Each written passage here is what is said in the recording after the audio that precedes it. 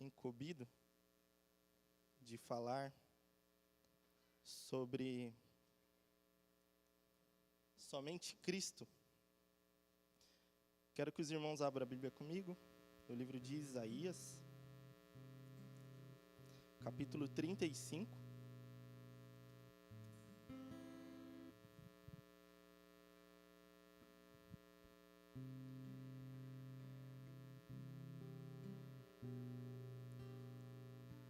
Isaías capítulo 35.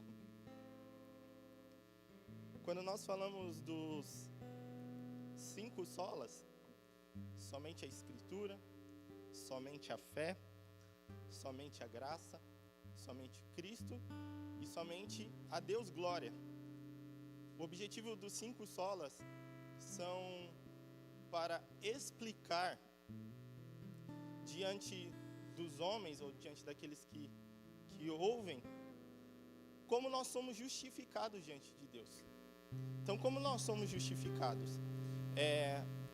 Existe uma matéria na teologia que se chama Ordo Salutis, que é a ordem da salvação. Ordo Salutis vai explicar como a salvação ela se aplica ao homem, pegando os textos da Bíblia, levando os parâmetros bíblicos para explicar como a salvação ela é aplicada ao homem. Então eles pegam essas explicações, que a salvação era para todos os homens, através da fé, através da justificação, através da santificação. Esse é um estudo que é dado, ele segue 8 pontos, até o último, que é a glorificação, a qual nenhum de nós atingimos ainda, mas nós temos a plena certeza que atingiremos quando Cristo buscar a sua igreja e nosso corpo será glorificado, que é o último estágio da salvação, a glorificação. Ele tem por objetivo explicar ao cristão a salvação. Quando nós falamos dos 5 solas, os 5 solas, ele tem por objetivo trazer ao cristão parâmetros bíblicos e explicação bíblica, como que ele é justificado. Então, justificado como? Através das Escrituras. Justificado como? Através da fé. Justificado como? Através de Cristo. Justificado como? Através da graça.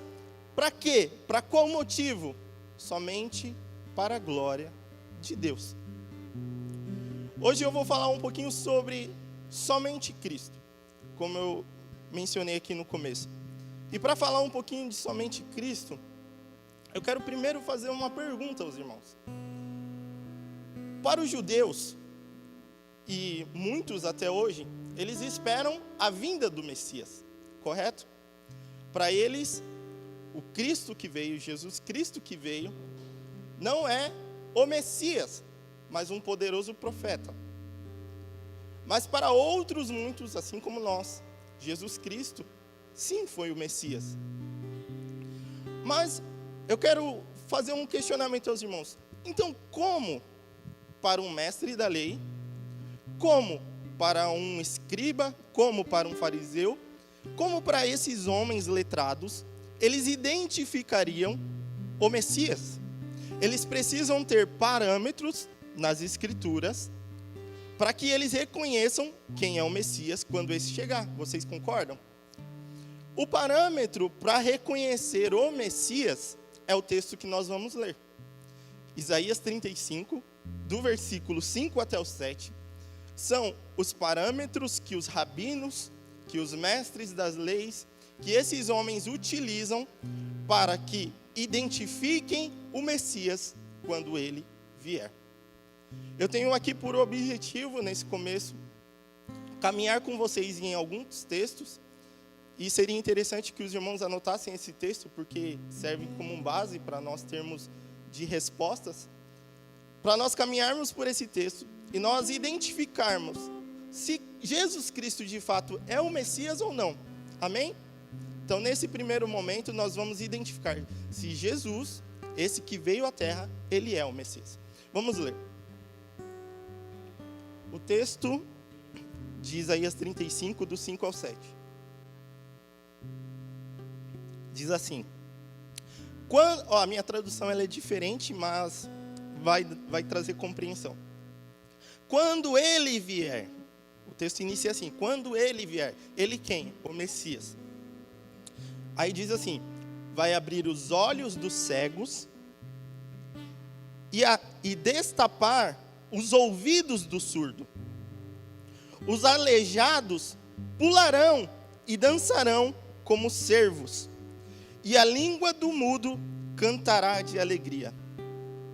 Fontes brotarão na terra seca, e rios correrão no deserto. Onde havia apenas areia crente, eu estou até colocando areia como crente. Onde havia areia quente, haverá lagos na terra onde não caía chuva. As fontes vão borbulhar nos lugares onde só chacais conseguiam viver, vão brotar ervas verdes e plantas aquáticas, juncos e bambus. Esse pequeno trecho que nós lemos, ele faz total referência ao Messias. Como um judeu que não crê que Jesus Cristo, o que nós cremos, o Cristo ressuscitado que nós cremos, como ele identificará o Messias? Através deste texto. Então, para o judeu, Jesus, ou o Cristo, precisa abrir os olhos dos cegos, ele precisa destapar os ouvidos do surdo, os aleijados precisam pular e dançar, a língua do mudo precisa cantar de alegria. Então nós vemos aqui alguns milagres que é destacado para o Messias. Eu quero falar com você a respeito do primeiro milagre. Então, nós vamos abrir a nossa Bíblia no livro de Lucas, do capítulo 5.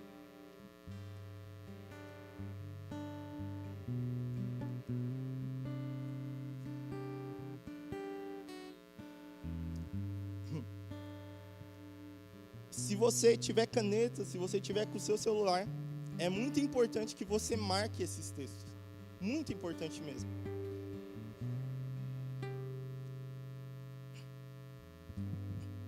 Lucas capítulo 5, versículo 12. O texto diz assim: um dia, em certa cidade que ele estava visitando, havia um homem com um sério caso de lepra. Quando ele viu Jesus, caiu ao chão diante dele, com o rosto em terra, e suplicou: Senhor, se tão somente quiser, o Senhor pode limpar-me de qualquer vestígio da minha doença. Jesus estendeu a mão e tocou no homem e disse: claro que eu quero, seja curado. E a lepra deixou no mesmo instante. Então Jesus ordenou-lhe que fosse imediatamente, sem contar a ninguém o que havia acontecido, para ser examinado pelos sacerdotes. Essa parte, ela é muito importante. Para ser examinado pelo sacerdote. E ele continuou: vá oferecer o sacrifício que a lei de Moisés exige dos leprosos que são curados, para que sirva de testemunho. Somente até aqui. Para que os irmãos entendam a respeito da cura do leproso, quando nós pegamos a palavra do Senhor, e provavelmente no seu plano de leitura anual, você já passou por Levítico. Lá em Levítico, no capítulo 13, nós veremos Deus instruindo a Moisés como que ele identifica se a pessoa é leprosa ou não. Então, o sacerdote, e essa instrução, claro, para o sacerdote, a pessoa que ela aparecia uma erupção na pele dela, ela deveria se apresentar ao sacerdote.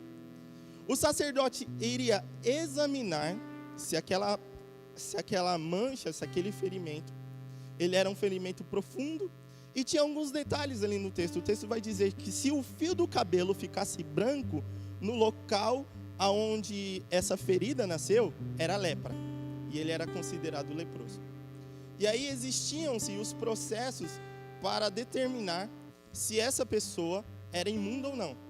Após a análise do sacerdote, porque além dessas feridas, existia uma outra condição para a ferida.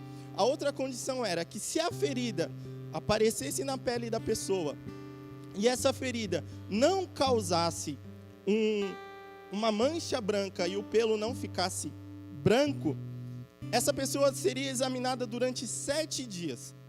E durante os 7 dias, se essa ferida passasse por um estágio maior, ou seja, se ela aprofundasse, ele era considerado leproso, imundo.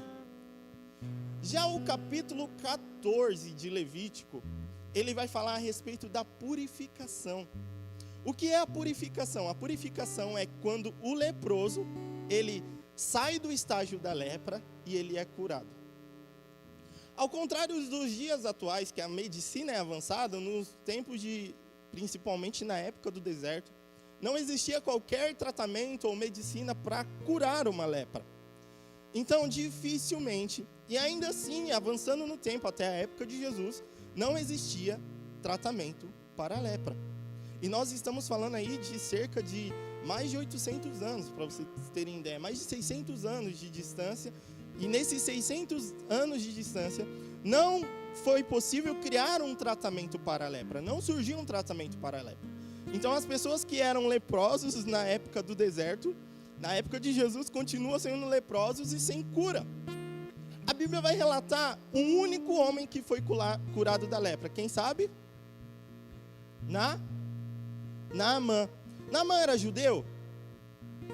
Não. Naamã não era judeu. Então aqui cabe a primeira condição para reconhecimento do Messias. O Messias, o enviado de Deus, ele precisa ser aquele que será capaz de curar um leproso judeu. Não é só um leproso, mas um leproso judeu. Porque nesses anos todos, nunca, escutem bem, nem em livros históricos, nem em qualquer outro livro que você for procurar da história do povo de Israel, nunca um leproso judeu foi curado. Nunca. Não há relatos históricos para isso. Agora, prestem atenção que este homem, ele se apresenta a Jesus. E ele fala: Jesus, se o Senhor quiser me curar, o Senhor pode. E Jesus responde claramente: eu quero. Aquele homem, ele é curado.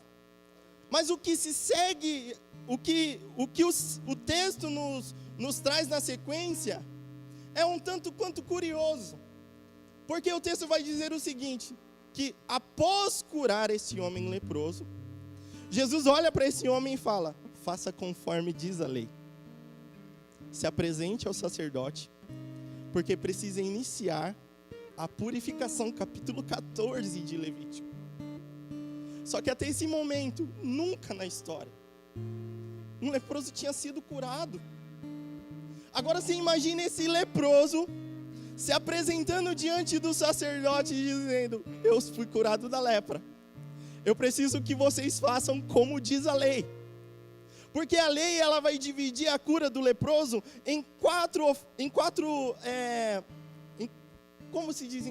leis ali. A primeira lei era que seja oferecido um sacrifício pelo pecado do leproso. Então o leproso, ele se apresentava àquele sacerdote. Mas existia um ritual aí. Primeiro o sacerdote, ele iniciaria uma investigação. Essa investigação, ela dura cerca de 7 dias. Por quê? Porque nessa investigação o sacerdote precisa primeiro saber se de fato ele era um leproso. Então o sacerdote vai levantar quem ele era, da onde ele era, quando ele contraiu lepra, se de fato ele era um leproso. O segundo estágio da investigação dos sacerdotes era: ele foi curado mesmo?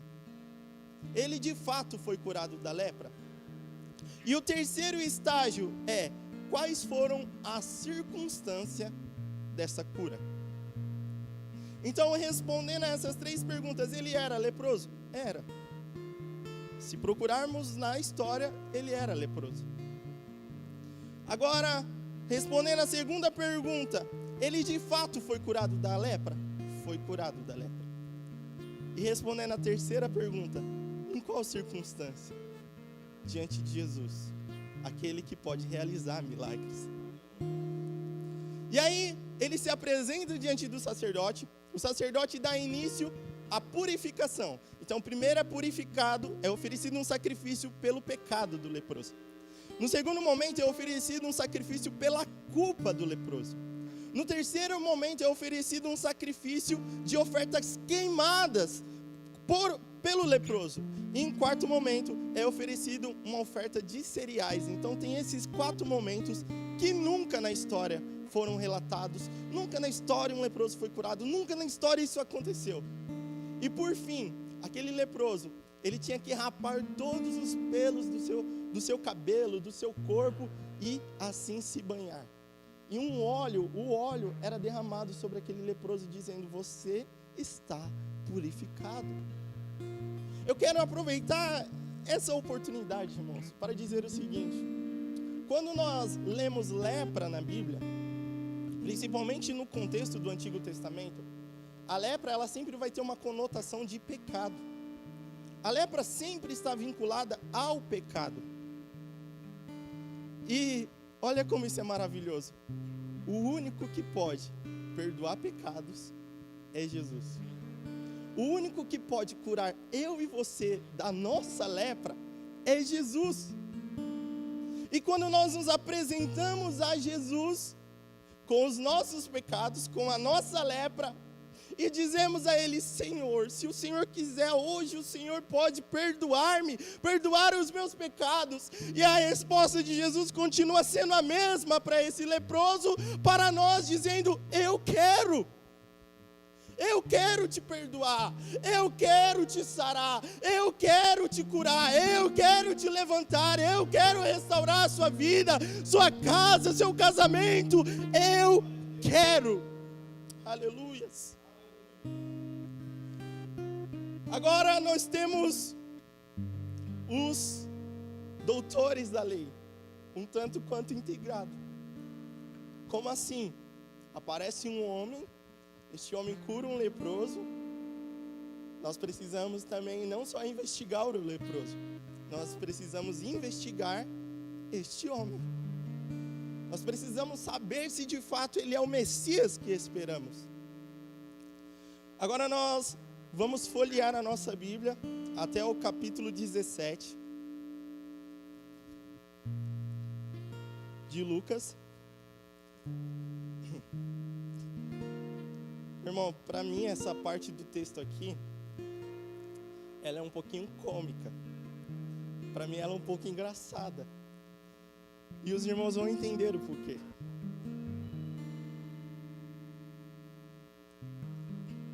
Então, neste primeiro momento, Jesus cura quantos leprosos?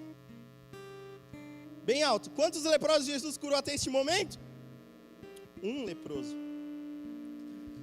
Lucas capítulo 17, do versículo 12 ao 16. Vamos ler do 11.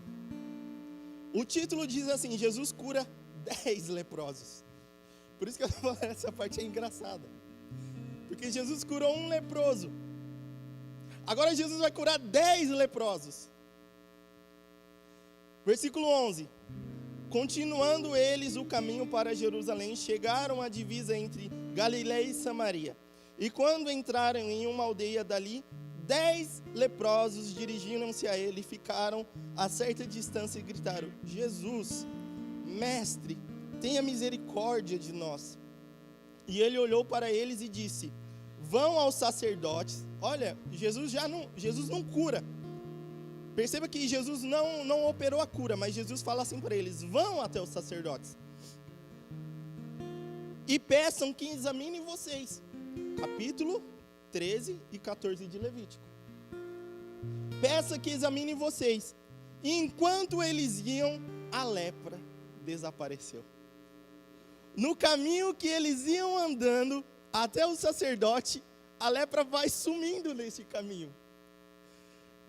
Agora você imagina, já causou dos sacerdotes um certo alvoroço, porque um leproso ser curado.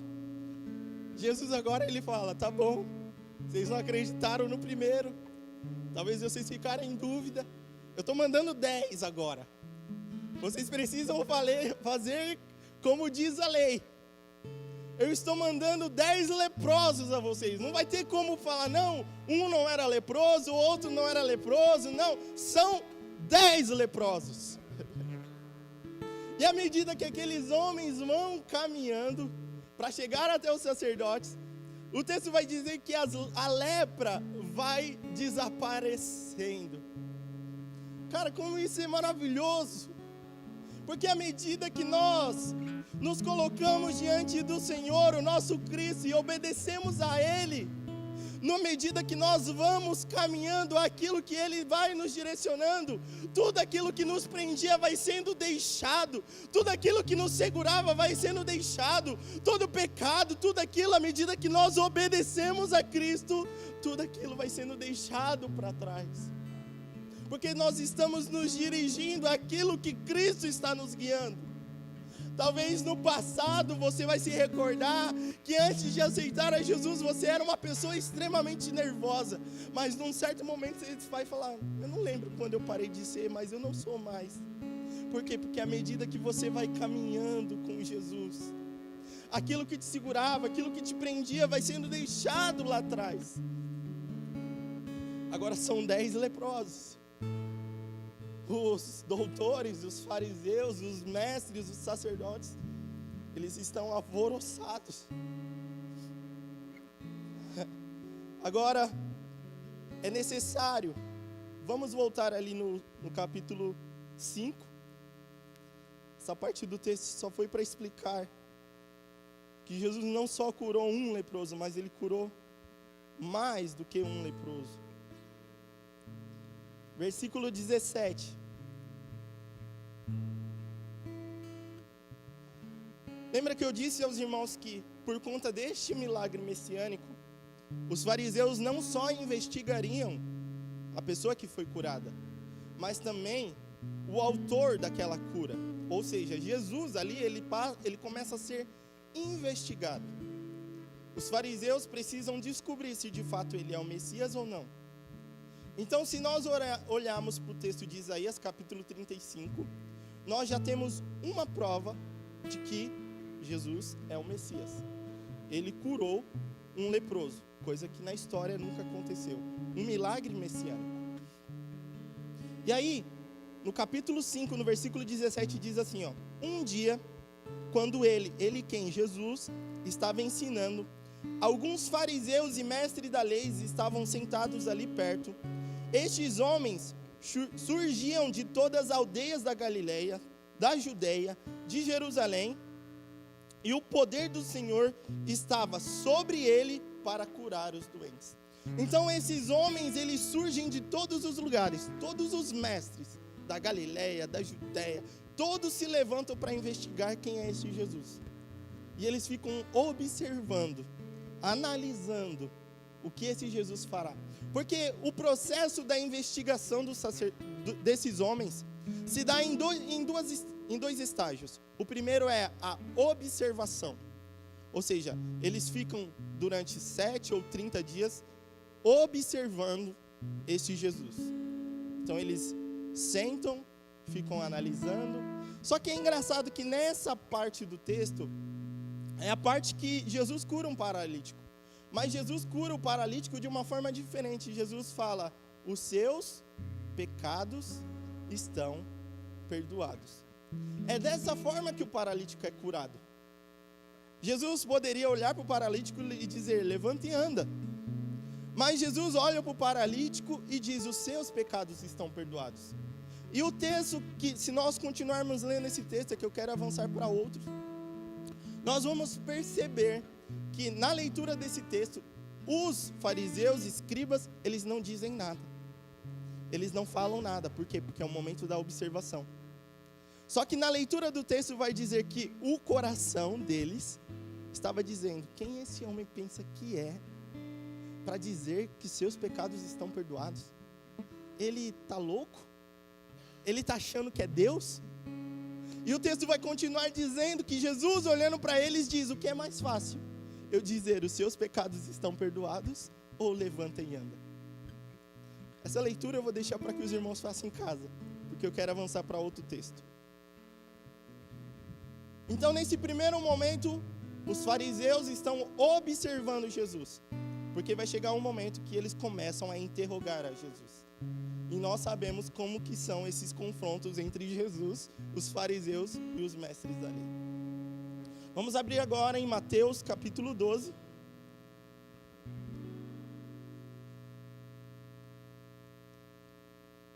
Os irmãos anotaram qual é o primeiro milagre messiânico, né? A cura do leproso. Então nós temos duas referências que embasam até o momento que Cristo é o Messias. Agora nós vamos para a segunda referência. Mateus capítulo 12. Versículo 22.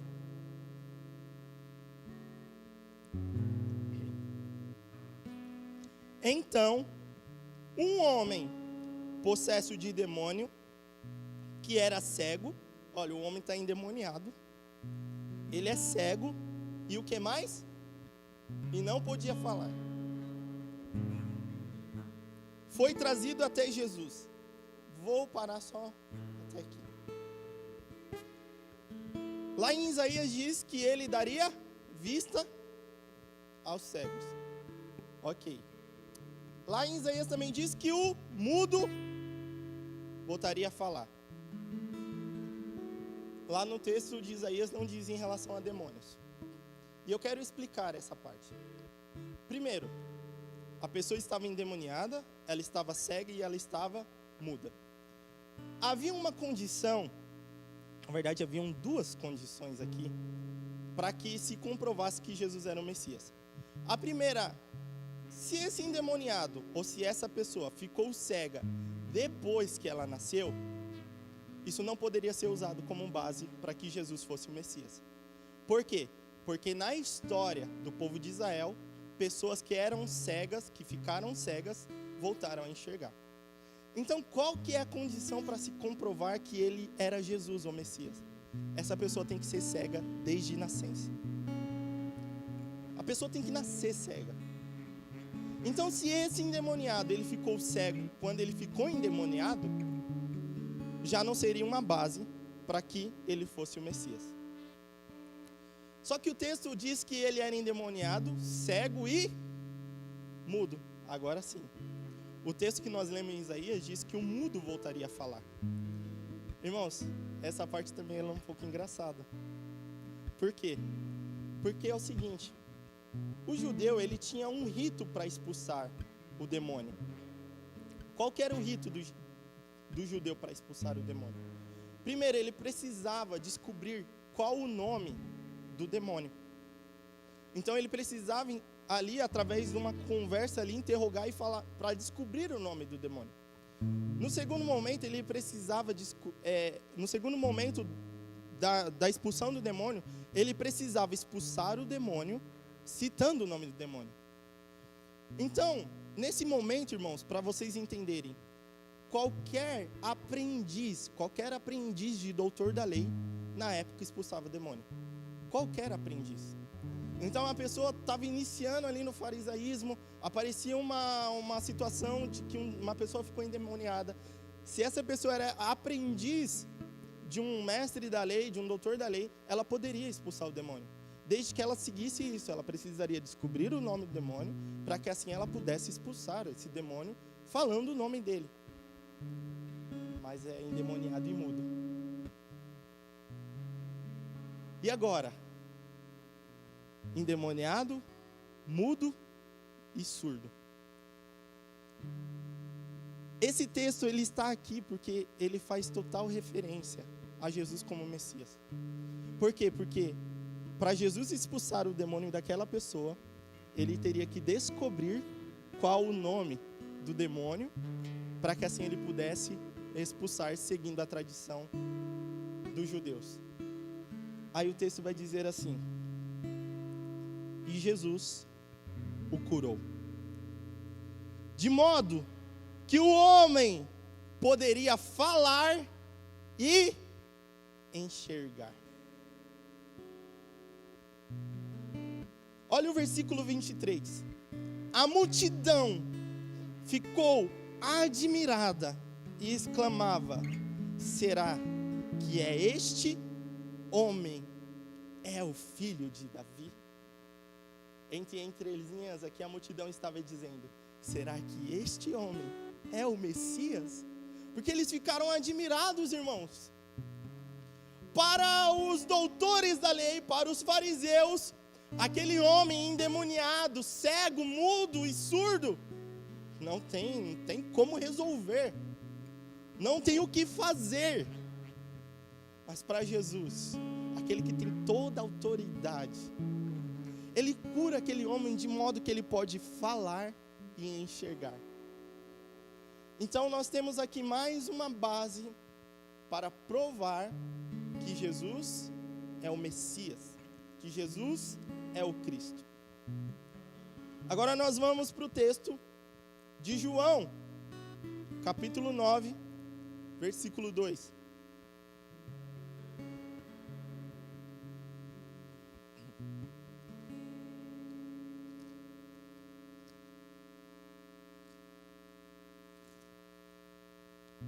João 9 e o verso 2.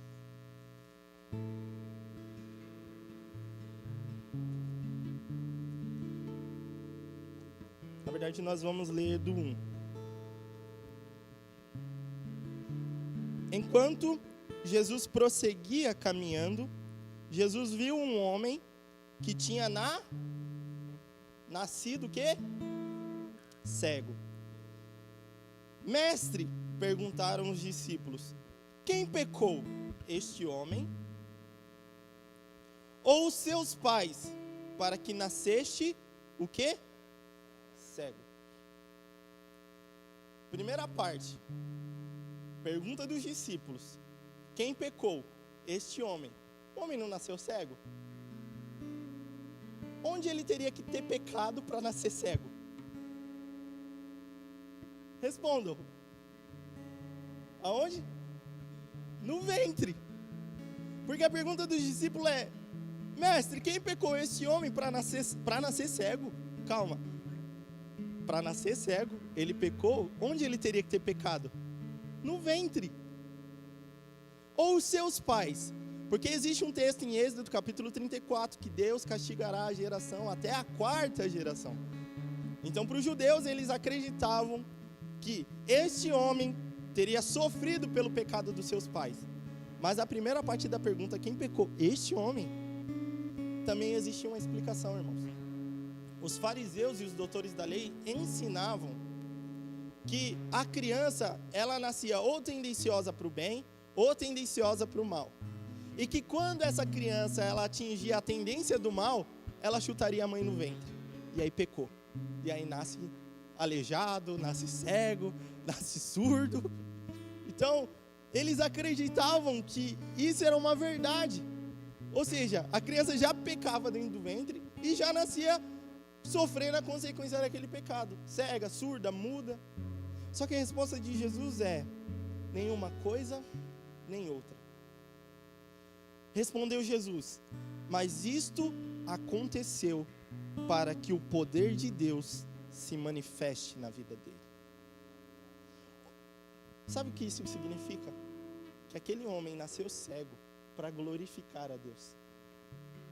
Ele estava no dia certo, na hora exata, no momento certo, na circunstância certa.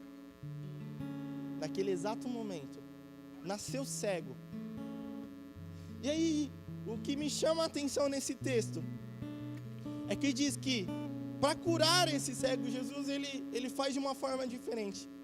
Então Jesus cuspiu no chão, fez um barro com saliva, aplicou nos olhos do cego e disse: vá e lava-te no tanque de Siloé. Para que os irmãos entendam essa parte do texto, nesse exato momento em Israel, era um sábado, e estava acontecendo a festa dos tabernáculos. Existia um rito na festa do tabernáculo. E qual era esse rito? Os sacerdotes, eles desciam até o templo com jarros, eles iam até o tanque de Siloé, eles enchiam os jarros no tanque de Siloé com água, e eles iam marchando em ritmo sincronizado até o templo e despejavam essa água na bacia do templo. Esse era o rito da festa dos tabernáculos, e acontecia justamente no sábado. Jesus, ele molha um pouco a terra com lama, ele coloca essa lama nos olhos daquele cego e diz o seguinte: vá e lava-te no tanque de Siloé. O tanque de Siloé não era um tanque de fácil acesso, mas aquele cego, ele foi caminhando até o tanque. E se eu tivesse na época, talvez seria muito engraçado também ver os sacerdotes olhando para aquele cego de nascença, se abaixando até o tanque de Siloé, lavando os seus olhos, e aí ele começando a enxergar, ele passando a ver. E isso acontece para que a glória de Deus fosse manifesta. Os cegos voltam a enxergar. Mas que tipo de cego? Os cegos de nascença. Por quê? Porque ele, mais uma vez, está comprovando aqui que é o Messias, o Cristo, o Filho de Deus. Aleluias. Aleluias. Porque somente Cristo. Porque um dos pontos da reforma foi somente Cristo. Na Idade Média é estabelecido que para que nós tenhamos mais favor de Deus, alguns santos são instituídos. E antes de falar desse ponto, irmãos, eu quero colocar aqui total respeito, irmãos, total respeito. Por que eu quero colocar total respeito? Certo dia, eu estava na empresa e era aniversário do dono da empresa que eu trabalhava. Durante a manhã houve aquela comemoração, por ele ser o dono da empresa, claro.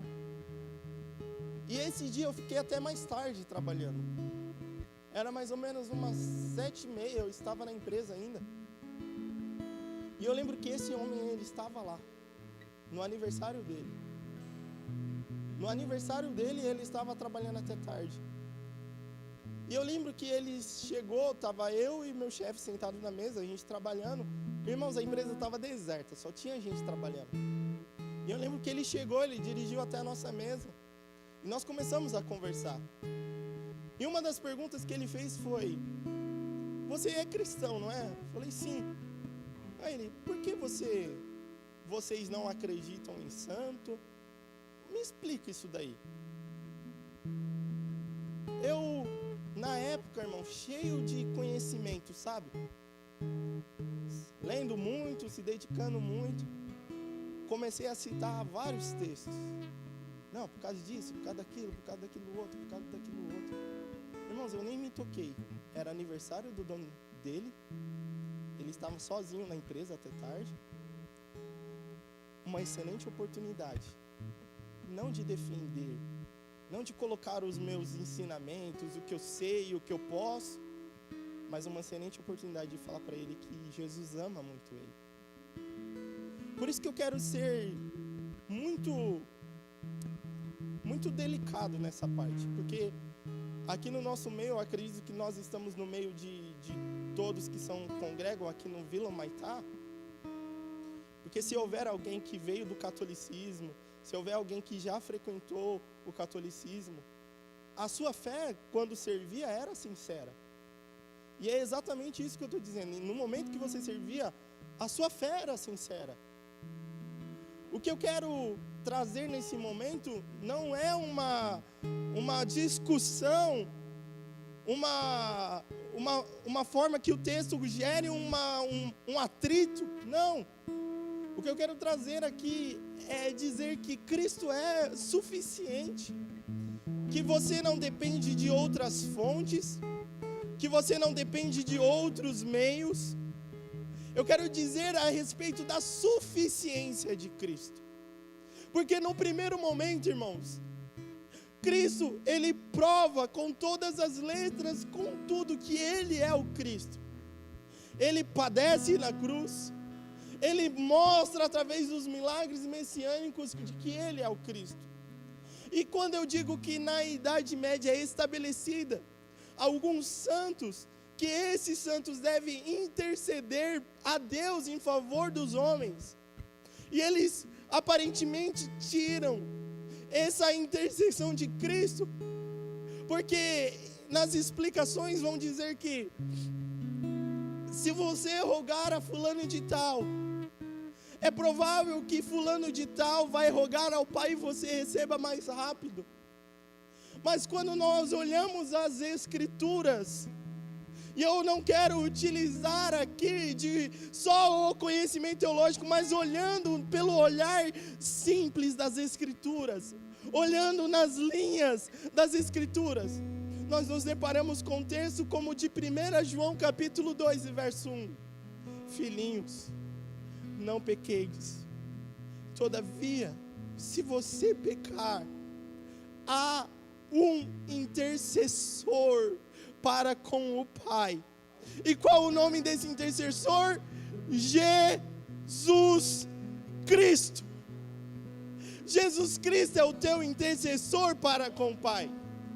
O livro de Jó vai também dizer, Jó diz o seguinte: ah, Deus, quem me dera eu pudesse ter um advogado aí no céu para interceder por minhas causas. E Jesus Cristo, Ele é o nosso advogado. E a pergunta é: como esse Cristo glorificado, Ele fez tantos milagres, Ele realizou tantas coisas, agora como esse Cristo, Ele está na dependência de alguém para rogar no lugar dEle? Continuando, irmãos, porque somente as Escrituras, ou porque somente Cristo, perdão, porque somente Cristo? Porque apesar do contexto que foi escrito ter sido a Idade Média, nos dias atuais nós também acabamos substituindo Cristo. Ah, John, isso não é possível. Isso não é possível. É sim, irmãos. Nós substituímos Cristo quando nós achamos que vamos alcançar santidade sem Cristo, pelos nossos méritos, pela nossa força. Nós olhamos para a santidade e nós falamos o seguinte: eu preciso me esforçar para ser santo, eu preciso pagar o preço para ser santo. Se você precisa se esforçar e se você precisa pagar o preço, isso é meritórico, isso é de merecimento. Então significa que alguns podem ser santos e se santificar e outros não. Por quê? Porque não tem. Mas quando eu chamo Cristo a fazer parte da santificação, quando eu convido Cristo a fazer parte da santificação, ah, irmãos, a dependência está em tudo aquilo que eu coloco nele.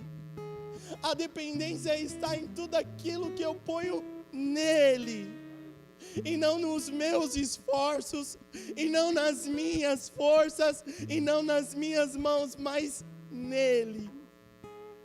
No segundo momento, como que eu posso tirar Cristo? Ou como eu posso tirar o somente Cristo? Quando eu começo a dar ouvidos as teologias coach que tem se espalhado. Na teologia coach, irmãos, você não é um mentiroso. Na teologia coach, você não é o pecador. Na teologia coach, estão armando contra você. Na teologia coach, estão articulando contra você. Na teologia coach, eles querem te derrubar. Mas quando eu olho as Escrituras, eu vejo que o miserável e pecador sou eu, que o mentiroso sou eu, que o que precisa de Jesus sou eu. Eu sou este homem que as Escrituras diz. Então eu tiro Cristo da jogada. Eu olho para o meu próprio umbigo e eu digo: estão articulando, estão fazendo contra mim. Para que arrependimento? Para quê? Se eu olho para mim mesmo e eu sou tão suficiente, para que arrependimento? Se olhando para mim eu posso fazer tudo. É isso que essa teologia diz. E mais uma vez nós vemos o nosso Cristo sendo tirado, sendo substituído nos dias atuais. Eu não estou falando da Idade Média, eu não estou falando do passado, mas eu estou falando de hoje. Mas Cristo continua sendo o suficiente. Eu quero finalizar com o texto de Colossenses.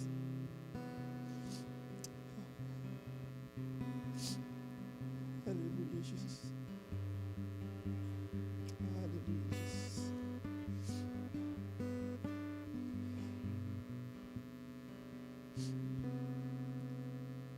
Colossenses capítulo 1.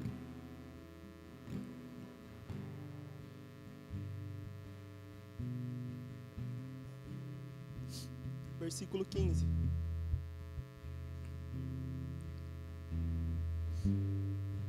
Ele é a semelhança perfeita do Deus invisível. Ele já existe antes de Deus criar qualquer coisa, pois nele foram criadas todas as coisas, no céu e na terra. As coisas que podemos ver e as que não podemos. O mundo espiritual, com seus tronos e reinos, seus governantes e suas autoridades. Todas as coisas foram criadas por Ele e para Ele. Ele existia antes de tudo. Tudo o mais começasse. E é o seu poder que sustém todas as coisas. Ele é a cabeça do corpo que é a igreja. Ele é o princípio e o primeiro a levantar dentre os mortos, de modo que ele é o primeiro de tudo, porque Deus queria que a plenitude estivesse em seu Filho. Foi por meio do Filho de Deus que reconciliou consigo todas as coisas, no céu e na terra. Pois a morte de Cristo na cruz trouxe para todos a paz com Deus através do seu sangue. Isso inclui vocês, que antes estavam separados de Deus. Vocês eram inimigos dele e odiavam, e estavam separados deles pelos seus maus pensamentos e ações. Contudo, agora ele fez vocês voltarem a ser os seus amigos, por meio do seu próprio corpo, através da morte, e agora, como resultado, Cristo trouxe a vocês a presença do próprio Deus, e vocês permanecem firmes diante dele. Nada mais havendo contra vocês, isto é, vocês são livres de qualquer acusação. Cristo é suficiente. Cristo é suficiente.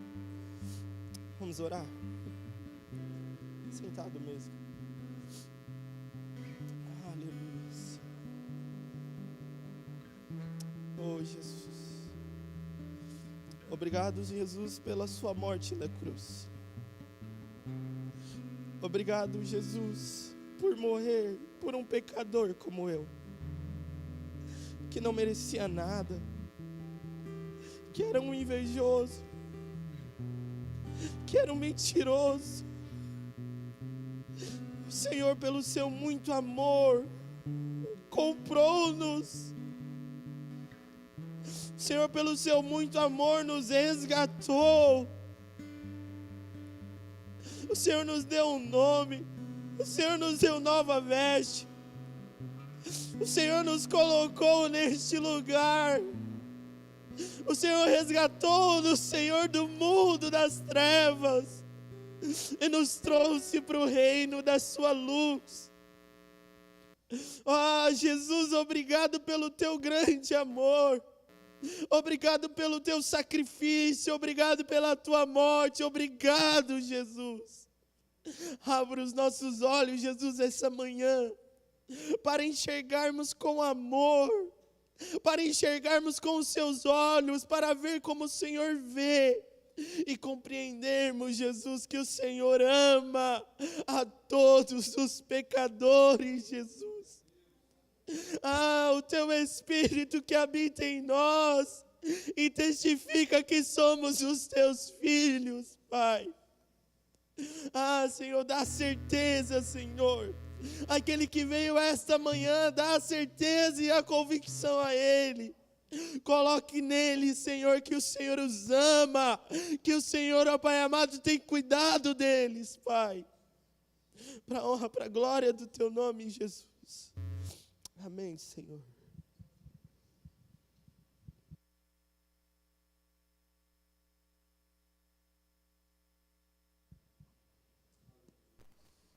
Os irmãos que trouxeram oferta,